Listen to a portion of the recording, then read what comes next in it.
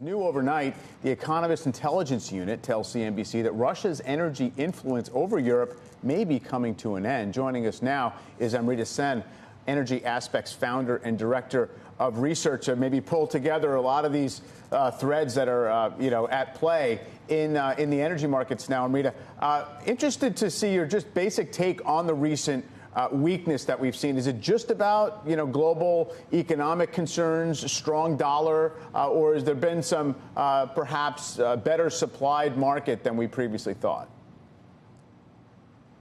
No, I'd say it is the macro backdrop in particular. Of course, a stronger dollar is adding to it, but I'd say in particular it's China. The lockdowns have really spooked the market. The fear is that even though right now it's relatively small, say for oil demand, the risk is it's about 20% of oil demand within China that could be at risk of declining a fair bit, unlike in April when it was 60%, when Shanghai was locked down. It's still a much smaller number. The fear, of course, in the market is that the lockdowns could continue to spread, and that would then mean that Chinese oil demand doesn't continue to recover. China is supposed to be one of the key countries, I would argue, that is going to allow oil to recover next year, especially given our view that Europe is going to be in a deep recession, US is going to be in a mild recession. I think that's been the biggest driver.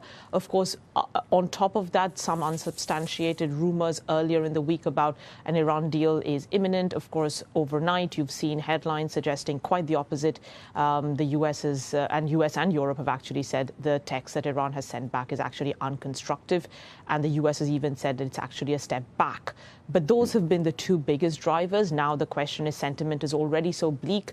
Will the market actually factor in that the Iran deal is by no means imminent? That's the hard thing, I would say, right now to figure out.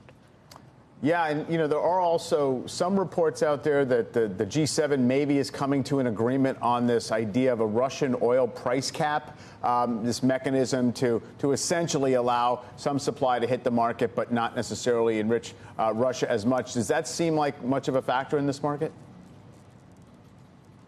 Well, the thing is that G7, or I would say the US, has really been pushing the idea of a price cap for a while.